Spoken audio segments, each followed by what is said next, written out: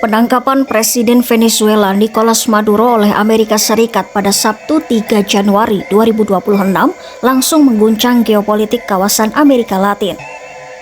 Presiden AS Donald Trump menyebut Washington akan mengelola Venezuela hingga proses transisi selesai.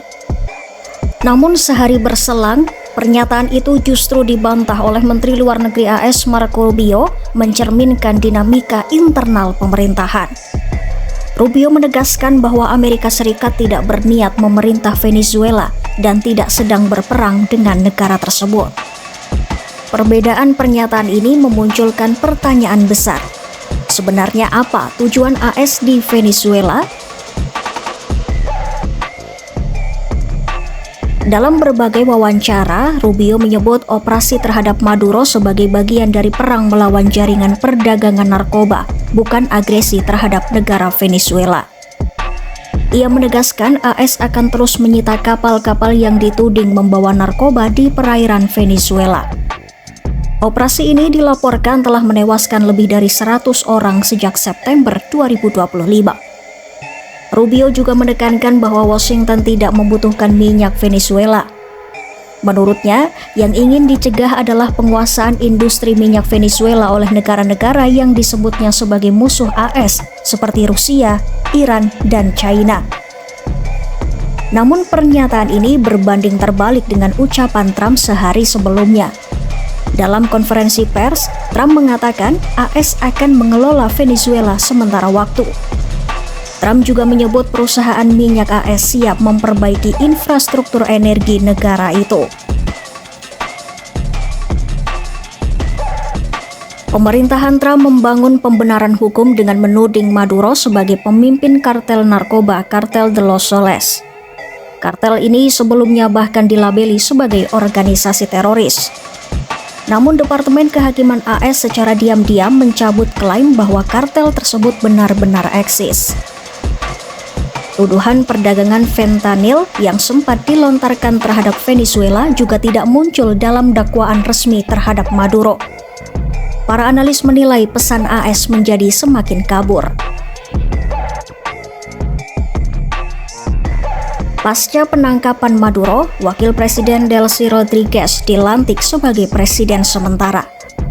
Dalam pidatonya di Majelis Nasional, Rodriguez menyebut Maduro dan ibu negara sebagai pahlawan yang ditahan. Rodriguez berjanji menjaga stabilitas Venezuela. Namun menariknya, ia juga mengulurkan tangan kepada Washington. Ia menawarkan kerjasama dan menyerukan dialog damai berdasarkan hukum internasional. Profesor Hukum Internasional Elvira Dominguez Redondo menilai tidak ada indikasi bahwa AS memiliki rencana yang jelas dan koheren. Menurutnya, invasi atau pengambil alihan formal akan melanggar hukum internasional. Ia menilai yang terjadi lebih menyerupai penggulingan terbatas terhadap Maduro. Sementara aparatur negara tetap berjalan. Namun syarat dan kesepakatannya tidak diketahui publik. Sementara itu, menurut Dominguez Redondo, kemampuan militer Venezuela untuk merespon intervensi AS sangat terbatas. Jika mampu melawan, maka hal itu kemungkinan sudah terjadi sejak awal. Secara hukum, Venezuela bisa mengklaim hak membela diri.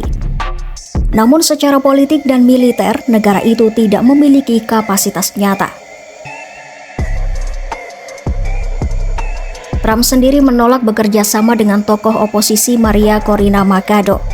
Ia menyebut Machado tidak memiliki cukup dukungan di dalam negeri. Tokoh oposisi lain Edmundo Gonzalez juga hidup di luar negeri. Kondisi ini membuat masa depan politik Venezuela semakin tidak pasti. Di lain sisi, Trump memperluas ancamannya ke negara lain. Ia menyebut Kolombia dan Kuba sebagai target berikutnya. Presiden Kolombia Gustavo Petro merespon dengan menyatakan siap membela negaranya jika terjadi tindakan militer AS. Hingga kini, rencana nyata Trump terhadap Venezuela masih diliputi ketidakjelasan.